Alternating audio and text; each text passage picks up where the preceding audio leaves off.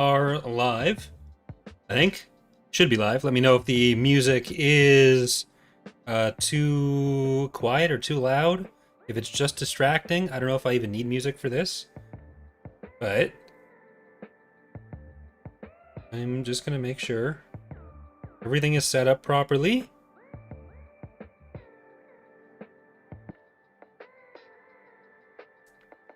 I think we're good. All right, so this is going to be technically an episode of TapCaf Transmissions. We're gonna be solo tonight. Eck is still in the middle of preparing for childhood, so I am going to start properly recording the episode in a second. But all right. So, 3, 1. Hello there, and welcome to a special solo episode of TapCaf Transmissions. I'm your only host for the night, Corey, as Justin is away currently. So this is going to be going up to both the YouTube channel as well as the podcast feed. It's going to be a shorter one than usual. We're going to talk a little bit about the Star Wars Outlaws announcement, the movie release date announcements as well, and how solid I think those are. And then for the YouTube side, I am going to talk a little bit about some of my plans for the future of Datapad and what that looks like. So I probably won't include that in the released podcast episode. Justin is, again, he's away for this week. I'm going to technically be away next week, but I'm going to be doing a Wednesday night stream instead of Thursday night stream. Maybe Justin will be able to join for that. Probably not. But hopefully he'll be back in soon, or within the next little while. I'm going to be trying to do solo stuff like I did last week, where I ranked a bunch of Jedi and Sith based on how I thought they were as characters.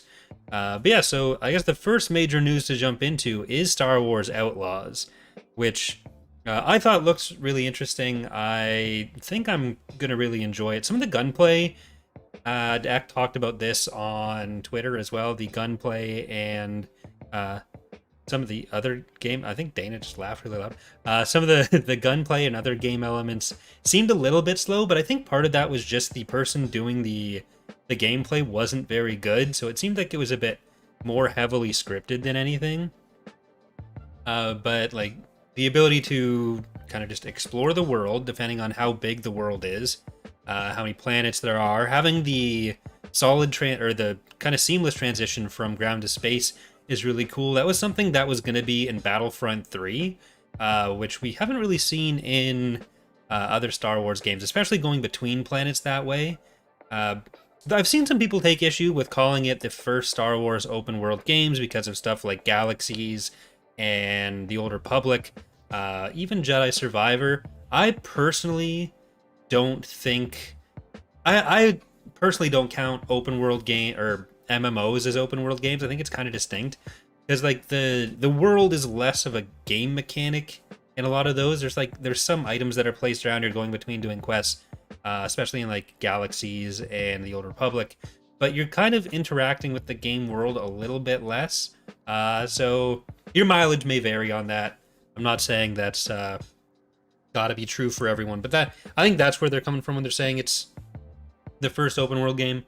And I like Jedi Survivor gets close, but even Respawn wasn't calling it a truly open world game, so I'm willing to give them a pass on that. There's I guess one other issue that I've seen people talk about a lot is not being able to make your own character.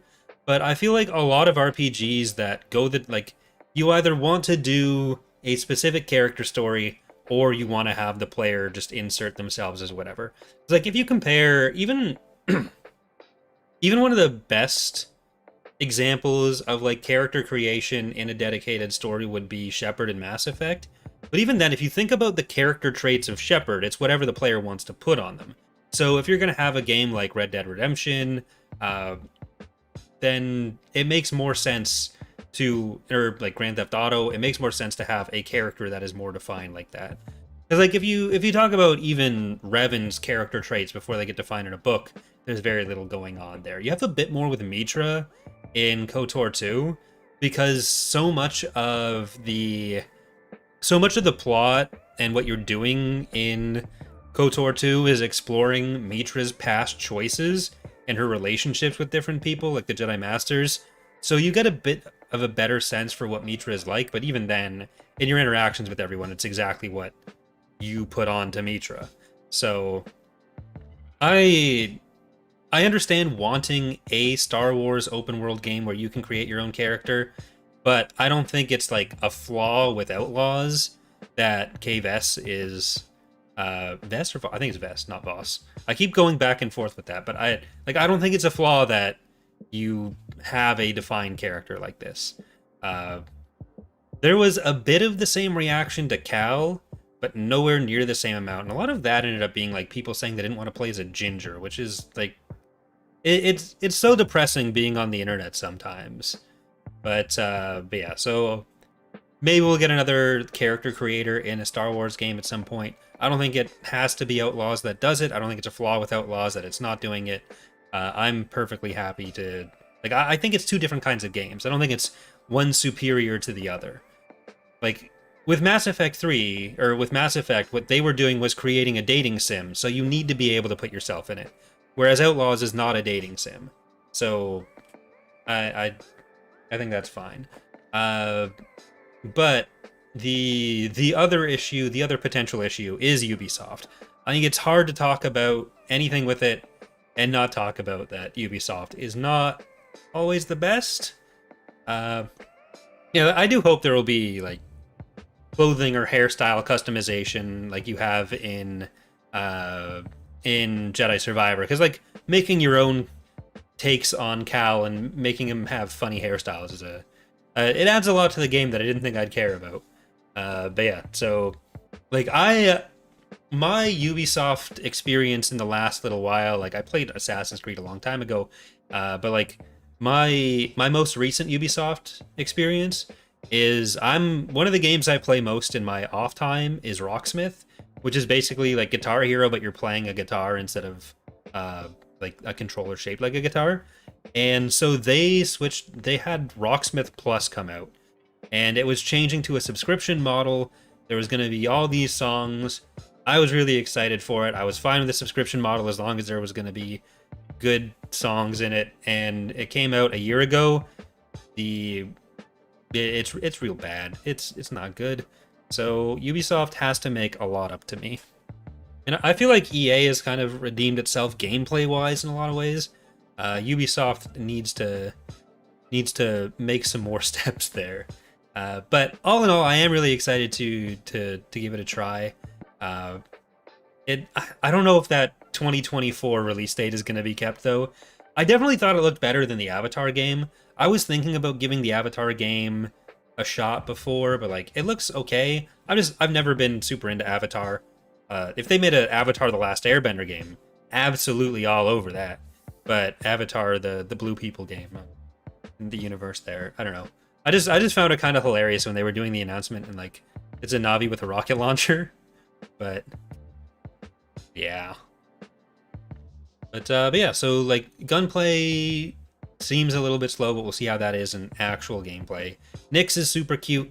I don't know if Nyx is gonna upset the spot that BD1 has in my heart, even though Nyx and BD1 seem to have a fair amount of overlap in what their roles will be in the game, like getting pressing buttons on places. So it'll be nice to have a non-Jedi centric story as well. And there was also the news on the game side that I think one of the writers from 1313, I hadn't planned really to talk about this, is joining the game that Amy Hennig is working on. So there's a few people that are kind of back in the space after a long absence there. So I'm really hoping over the next little while we get to hear some more game news from a bunch of different projects, because we've got we know with Respawn that we have a third Jedi game coming out. Probably be a while before we hear about that, because that's definitely a few years down the line. But like I'm really really waiting for news on the Bit Reactor game. I've kind of ingratiated myself to them on Twitter.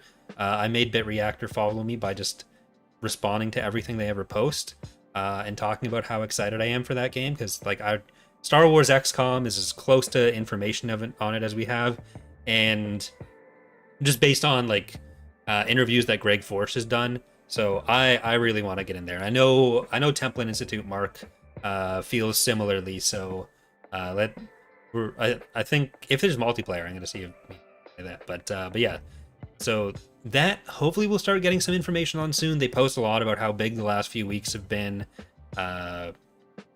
but there's also the Amy Hennig game. There is the Respawn FPS, which we'll probably hear about sooner than Jedi.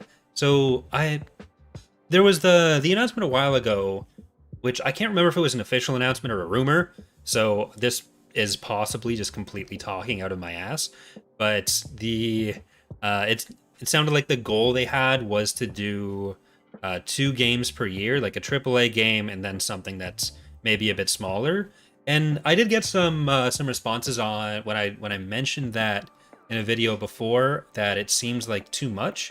But really, if you go back and look at the rate a lot of games have been coming out, it's when you're talking about multiple studios doing it, then it's not actually as much as it might seem like, especially after how little we've got.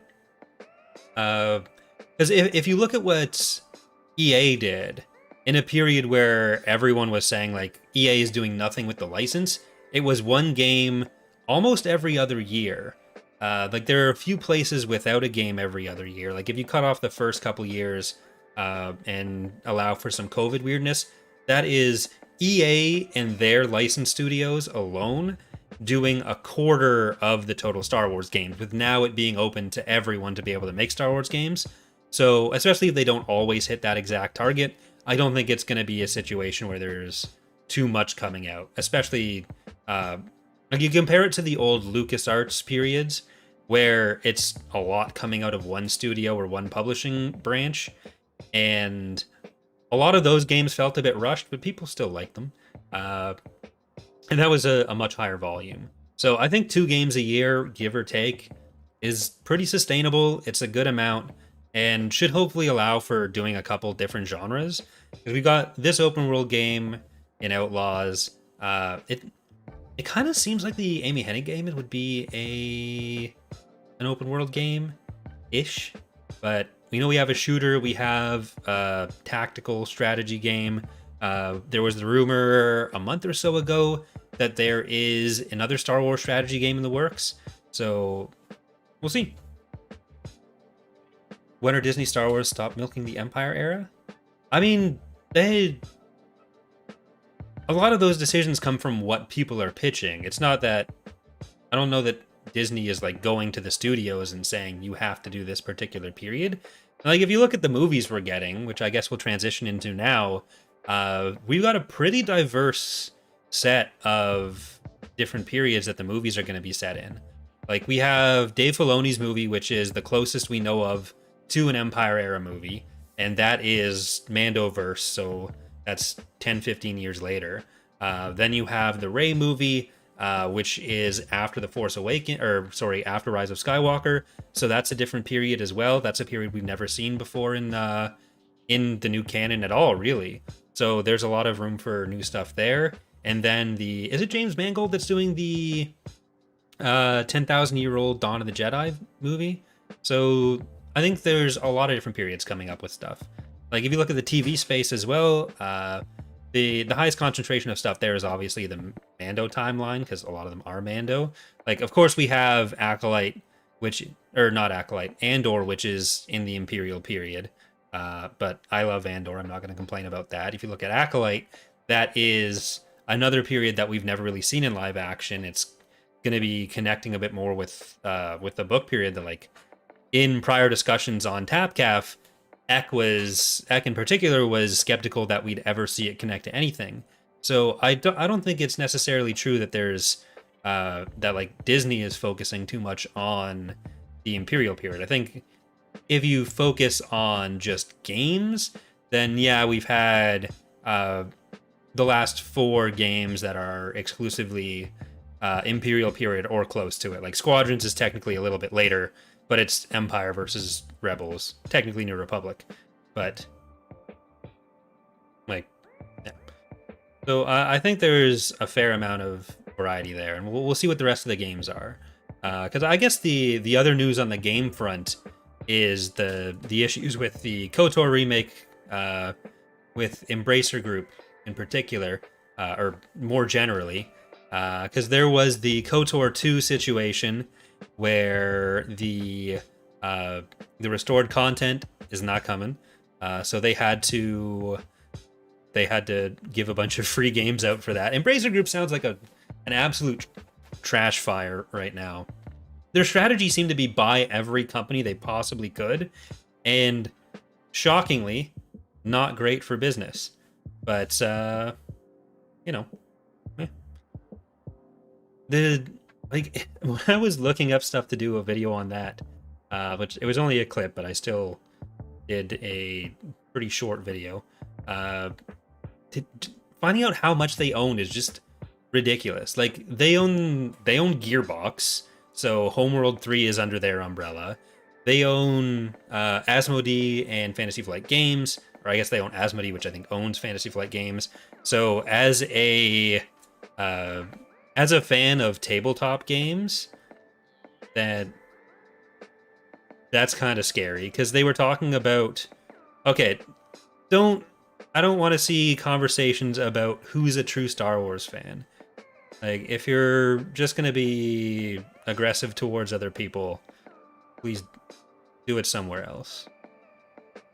Have there been any updates on Star Wars Eclipse? No. That's another one where I don't know when we're going to see news about that. Like, that game didn't exist when it was announced. It seems like it was just a ploy to get the company bought, which it did. Was it Tencent? Okay, please stop with that.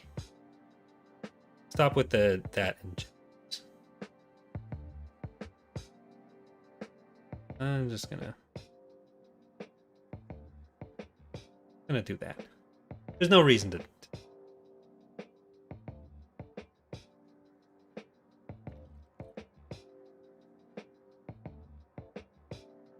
Now I have to edit the audio for the podcast. But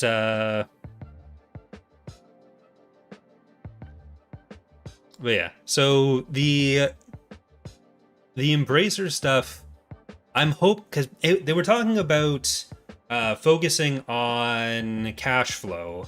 So I think it could actually work out well for the KOTOR remake in the end, if it has to, like, if we're just being as optimistic as possible, as a project that they have the right to do, that is, like, whoever does it is going to print money for a while. I feel like they'd be most likely to redirect whatever resources they have to that. Whether it's assigning it to a different studio, whether it's keeping it in Saber, who knows what Saber's going to do with it. Like, Aspire's gone. But with stuff like the tabletop assets, with all the stuff that Fantasy Flight Games does, that's a lot more niche, and it's a lot more expensive to do. Because like the physical printing of everything for a pretty dedicated fan base. So you kind of know what you're going to get with that. And I don't know if they're going to be as interested in keeping that around. So we'll see how that goes. I don't know how many people other than me are going to care too much about that. But yeah, so what other games really are there announced? There's the Respawn FPS, which maybe now that Jedi Survivor's out, I'm really hoping with Jedi Survivor out, that's going to be the floodgates start opening on at least some information on the other games that are going to be coming out of the next 2 years or so. Like Outlaws, I really wouldn't be shocked if it comes out in 2025 instead of 2024. Like, when they didn't put a quarter that it's going to be coming out, like, they're leaving themselves open for an end-of-year release date, which means the beginning of the next year, or, like, the end of the fiscal year could be just as reasonable. So, who knows? But the other big news this week, I guess, would be the movie release date announcements. What was the third one? I misplaced the third one. So there was a bit of consternation about the first two being in May and December of 2026, which I understand there's the whole fear of like Solo versus Last Jedi that came out, but I don't think having two Star Wars movies in one year is a problem. Like I think they can do that. It's kind of weird having so long without any, especially now that Iger is talking about like making less stuff and making it better. But it's kind of weird to have two movies in the same year from that perspective. But I don't think it'll necessarily be too bad. Just promote it right. I don't think there's like with those being the first two Star Wars movies coming out in a while. Like Marvel seems to do fine with that model, and Marvel's putting out a lot more. But yeah, Joel, do you know when in 2027 the last one was supposed to be? Was it December 2027? But I think it's probably going to be fine. Like I wouldn't be shocked if any of those movies get pushed back, much like with Outlaws. Like if we see delays from the writer's strike being extended, like if they're not able to start writing or finish writing because the writer's strike goes on forever, like I don't see how movie production goes anywhere. But we're kind of we're getting to the end of when we know the announced TV shows will be coming out. So we have for the rest of this year, there's Ahsoka and their Skeleton Crew. Next year is Andor and Acolyte. Then we don't know when Tales of the Jedi Season 2 and Bad Batch Season 3 are coming out. I'm just going to assume early 2025 for Bad Batch. And maybe 2024 for Tales of the Jedi. Like as a nice little animated treat in there. The same way we got Tales between Bad Batch Season 1 and 2. So we'll see. But like when those kinds of release dates are put out of just like the company's overall planned slate of movies, like it's not part of an official like telling everyone this is exactly when the movie is coming out, get excited. It's only a bunch of like us most dedicated nerds who either track everything or turn their job into like making news out of every small scrap of Star Wars news that it really becomes a thing. So like I'm only putting so much faith on that, and like I'm not gonna be surprised or upset if stuff gets pushed back between now and an official release, or like a more of a public event of announcing when the release dates are. But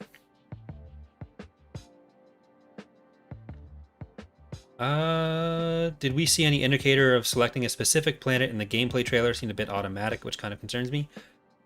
We didn't see selecting it. I'm not sure what the exact setup's going to be.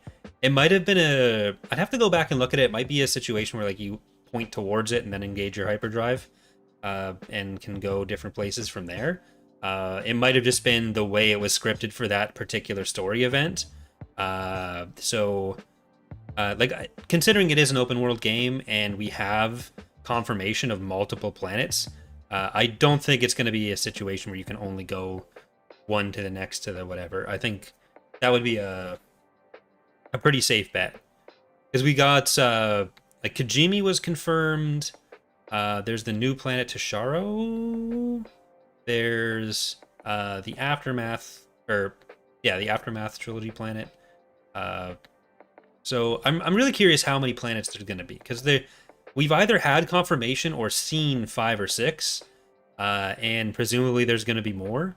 So I'm really interested in what that's going to look like and what the total number of planets will be. or rather, how big each planet environment's going to be. I did think the Tasharo, I think that's what the planet's called. I did think that looked a little bit Kobo-y, and Justin and I were talking about that right after the trailer came out, but we'll see. So what else do we have for any other Star Wars major news that's worth bringing up now? So Justin and I will have a proper discussion about some of this stuff when it comes to it. But it's difficult not having someone else to play off of when I'm trying to look things up to see if there's any other releasing stuff that I'm forgetting right now. Because I kind of got through some of the stuff that I'd been planning to talk about a bit fast. And there was a question on Twitter about talking about the way some of the later Legends expanded universe stuff was handled, and I thought about bringing that up in this episode, but I feel like that can be its own thing maybe next week, where I talk about some of that stuff and maybe get to some of the email questions, because I haven't looked at those for this week, because I figured I'd wait until Justin was back for that. But if we don't know exactly when me and Justin will be back together, maybe I can pull out some of those as well. I just didn't want to do like another Q&A episode, full Q&A episode, when we just did 2 before, so I was a little bit on the fence about planning all of that. But yeah, this Sunday will be the Sunday afternoon. I am going to be doing the Empire at War Expanded anniversary stream as well. But yeah, I think the TapCaf news section has been covered. We're gonna keep going here on YouTube with less podcast oriented stuff, where I can have longer silences while I either read chat stuff or talk about other things. So that's gonna do it for the podcast feed. We're gonna stick around here on YouTube. Thank you so much for listening to all the TapCaf listeners.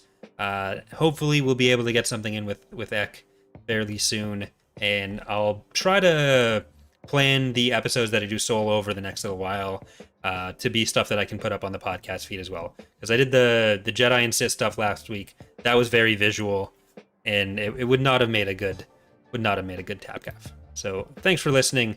See you next time.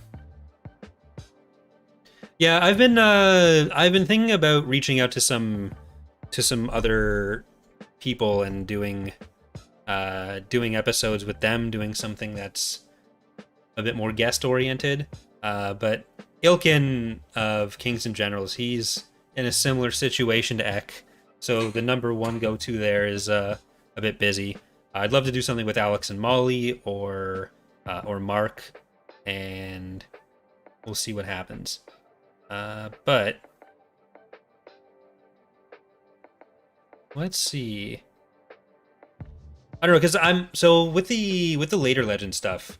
I read through NJO, but I think before we started doing the TapCaf read through.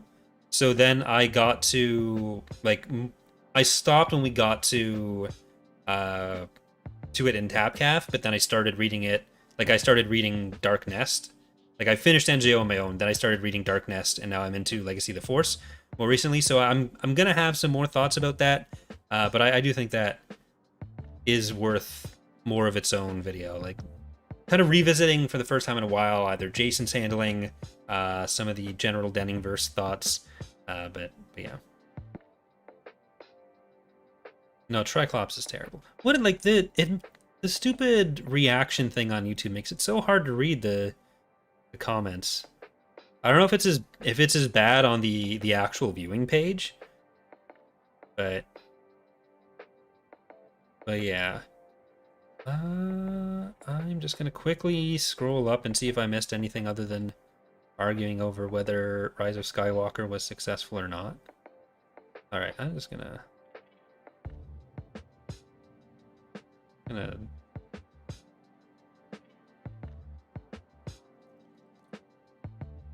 All right. So yeah, the last thing I had on the title here. Are we gonna cover the yeah, any of the basically any Star Wars media at some point we wanna get to. But with hindsight, with you at the helm, what would you change about NJO, if anything? I mean, I started thinking recently about the way some of the new characters got handled. Like, you get a couple like Saba, who becomes like a big part of what comes after, and is like, I love Saba. Saba's great. But if you look at the big characters that the NJO introduced, like Ganner, Danny Quee, like they were two who were supposed to be big new characters, a lot of stuff focusing on them. Danny was supposed to have her own books. And even Trace Crefay, who I feel like was set up as a bigger part of the early books. So Ganner dies. Danny Quee literally just gets the Vong treatment. She gets put on a planet, sent off into the middle of space, and no one ever fucking hears from her again. I mean, sort of. She leaves the Order. But she comes back to say she's not coming back. And Trace Crefay gets a similar kind of treatment where he becomes the Supreme Commander, then he gets like immediately demoted because the Bothans have decided they're going to go through with their Arcry stuff, and he thinks that's a pretty great idea. Which, no. So then he gets like a mention in Legacy of the Force, where he's gone from Supreme Commander of the Galactic Alliance fleet down to like some third or fourth rate commander within the Bothan forces. So like Admiral Dado? There's one dude who's at least one Bothan who's above Trace Crefay, and then there's whatever command structure the Confederacy has on top of that. Which is like, he went from a pretty big presence to just nothing. So I've been trying to pay attention to a bit more of those characters. And I do kind of wish there was a bit more coordination between some of the books. Like, it's definitely a big coordination for the time, but for the kind of stuff you'd see now, or even just later in the expanded universe, it definitely feels more like these are individual authors telling their individual story within the war, and there's like some of the connections, but it does feel pretty differently. Hey there, Elkin. But yeah, so the last thing that I had on here, which actually relates to Ilkin, or has a note about Ilkin, is the Datapad's future thing, which I didn't want to include in the TapCaf episode because I don't know that the overlap in Datapad viewers and TapCaf listeners is entirely the same.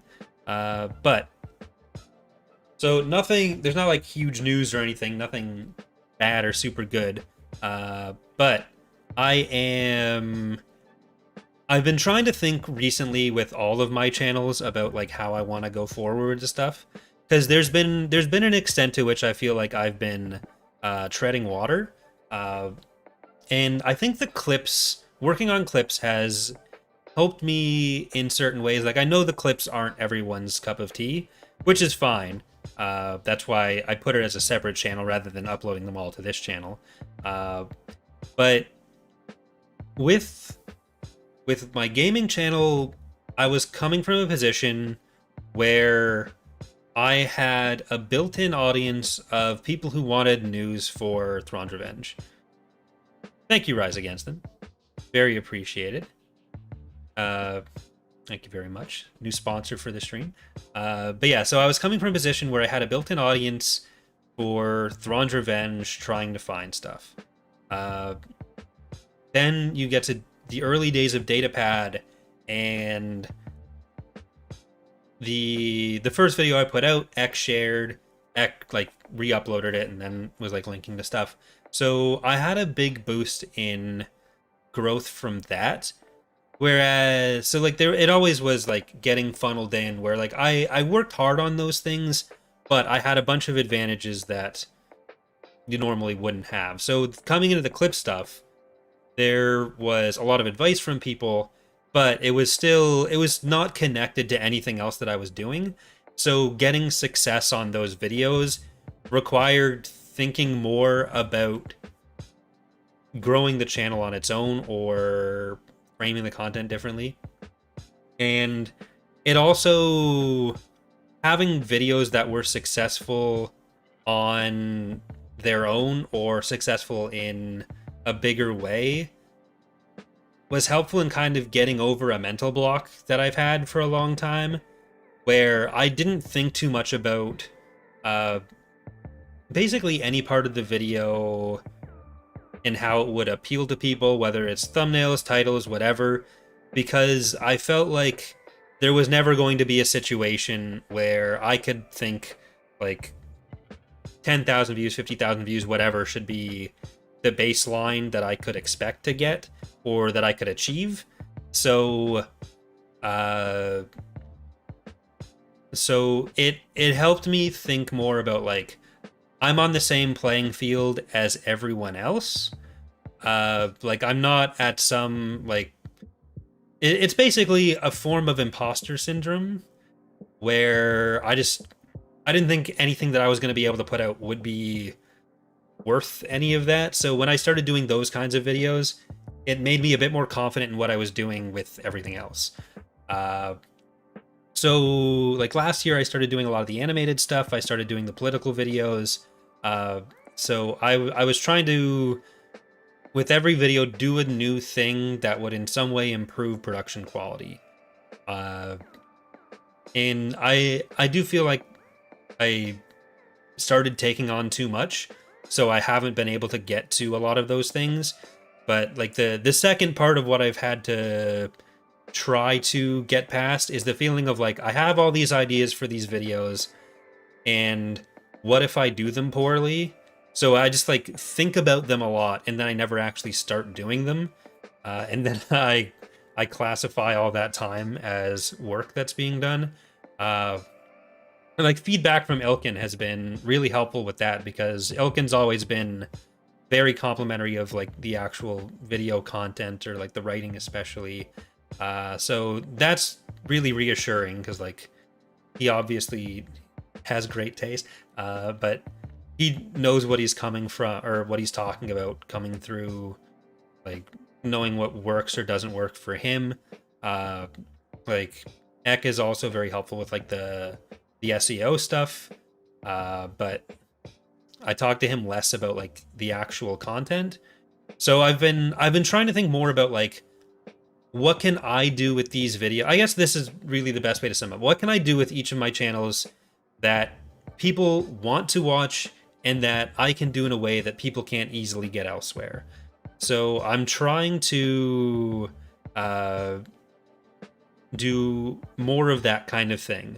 Like no one else really does the same political implications or cultural implications of some of the Star Wars stuff.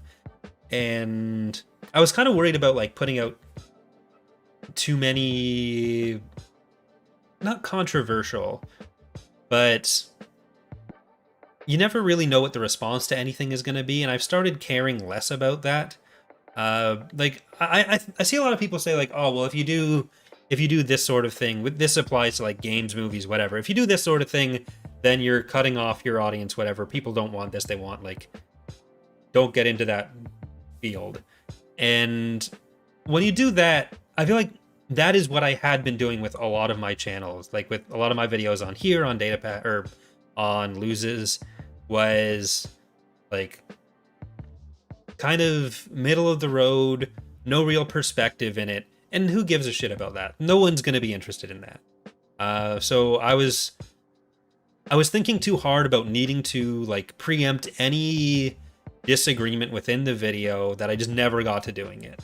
And I feel like if I just set out the argument I want to set out whatever topic I want to set out for the videos, I think that's worked fine.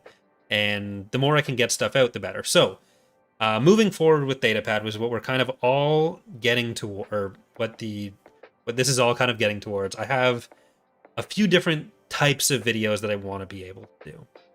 Because something else that was kind of helpful was Star Wars Celebration, where there were a bunch of announcements that I was just excited for. I wanted to put out a video talking about it.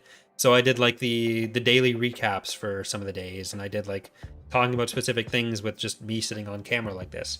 So the three things that I'm really going to be focusing on, Also, that expanding. That's been another long-term goal. I need to do another Galactic Battlegrounds challenge video thing, but the more regular news or reaction videos to news, don't want to like flood the channel with that kind of stuff. But when there's something new, I want to make sure that I'm giving some sort of commentary on it, because why not? Easy content to make, not necessarily the highest production value you need to do, but it's nice to have those extra things that can come out. And generally, people want to get the information on that as well. So I think that's something that is it seems like people are interested. That's basically all I can say about it. The big thing with that is figuring out this setup, figuring out better camera setup. So Dana and I have been kind of looking at houses. So eventually we're gonna buy a house, and I am going to really figure out what I want to do with an office there, get a better like recording equipment, get better lighting. Because right now this is like pot lights and then a ring light. So it's not fantastic.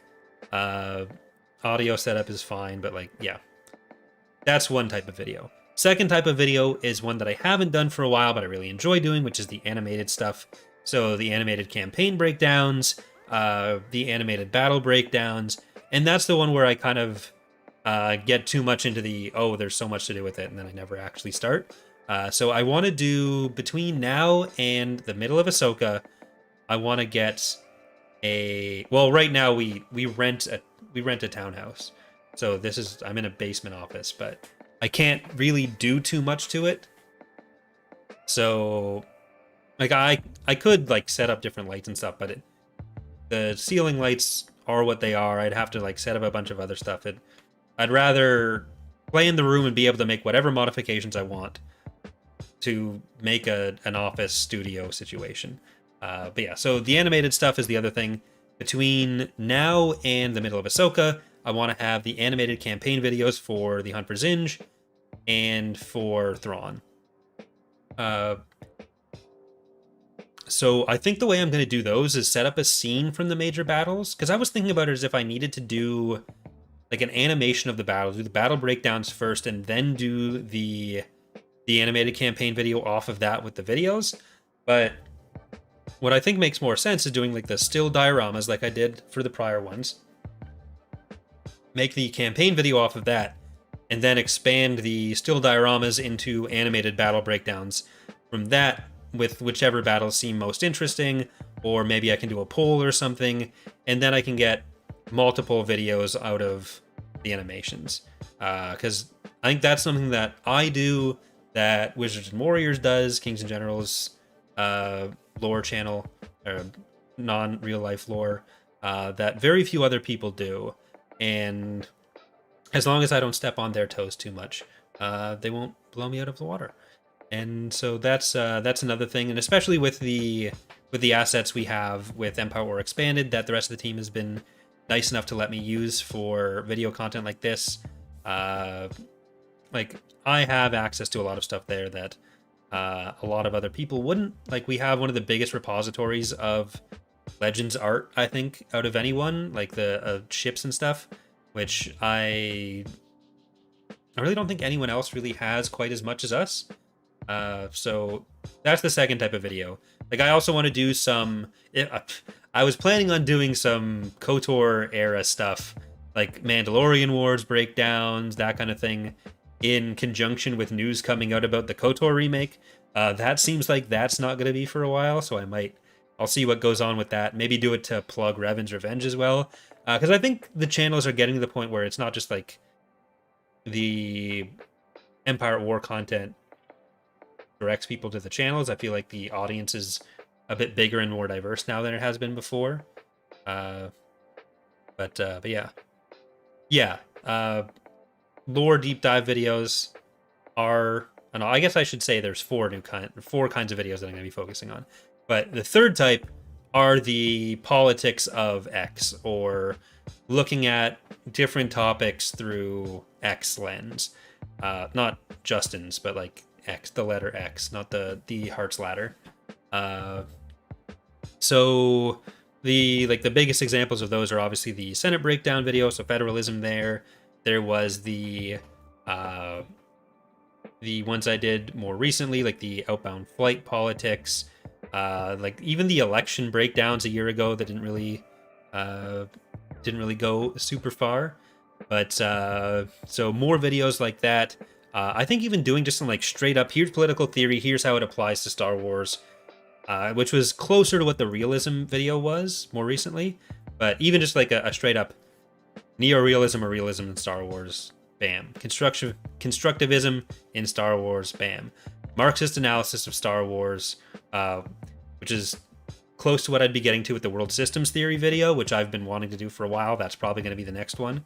But yeah, so political videos, animated videos, news videos, and I guess like the standard what you'd expect lore videos. When I started thinking about Trace Crefet, I think I want to do a video on him as the kind of next one, complaining about him, but because ultimately I want to make sure I'm doing at least, we've got the one video per week that I've been doing. I want to do more. The thing is, I hate editing. That's the biggest thing, and that's where I feel like I'm not going to be as strong for a lot of stuff. But luckily, with the animated stuff, I get a lot of B-roll that I can use in other videos.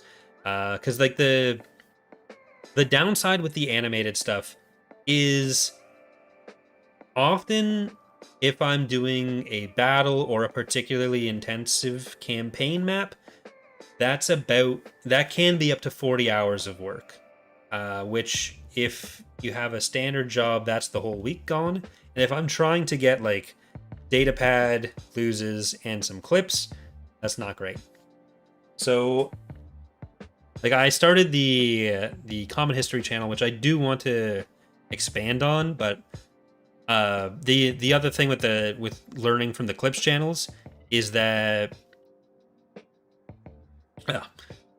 the connection, the corollary, or another part of figuring out what I can do really well that might help grow the channels rather than just treading water like I kind of feel like I'd been doing, is that I need to choose things to focus on rather than trying to do all things all the time. So like between modding, between doing so many different channels, like if I'm doing 5 different channels, I obviously can't do any of them to the extent that any individual one can do really well. So what I need to do is focus on Luces and Datapad. Whenever there's something big going on, do clips, get to the point where I can start hiring an editor every now and then, whether that's someone like Zach or if I can pick up one of my own, because Zach always offers to help. If anyone's not familiar with Zach from the X2 streams, he's also X editor. He does the Professor X channel, X Marvel Clips channel. Super nice guy, but I want to get him on a Tapcaf, either one of these solo ones as a guest or on an episode with Eck. We just haven't figured out what it is yet. But I can't steal him from Justin, unfortunately. So I need to find my own Zach. But yeah, so that's kind of the long-term goal. So if I can focus on the videos on loses, whether that's challenge videos or whatever, a core set of video types on Datapad, and they grow enough, that'll give me hopefully the leeway to be able to bring someone on to help with other videos and kind of expand what I'm doing without just overloading myself. But yeah, so hopefully that's been entertaining for you guys. It's been as much to set my mind straight as anything else. Now that the information is out there, I feel like that's that'll maybe make me stick to it better. Because I'd been thinking about this for a long time, and I'd been wondering whether I should say anything about it. Because like it's the whole thing where if you say you're going to do something, that almost feels like you've done it, and then you just don't do it. But there's also the other possible effect of like, will it hold you accountable? So I'm hoping for the latter. But Me, Charlie, and Zach are going to be going and doing some gaming tonight. That'll be over on youtube.com/ECKSTOO. That'll also be on twitch.tv/Corey Loses. We're going to be going in about 10 minutes or so. Next week, I am going to be doing another solo stream like this on Wednesday night. I'm going to be gone. My cousin's wedding is next weekend, so I'm going back home on Thursday. So Wednesday night, I will be doing whatever the next edition of TapCaf or whatever solo crap I do. That'll probably be about the same time as usual, so 7 p.m. Eastern, and then we'll be back to Thursdays the week after that. But yeah, so thanks again for listening, everyone. Hope you have a good night. Hope to see some of you on the stream with Charlie and Zach.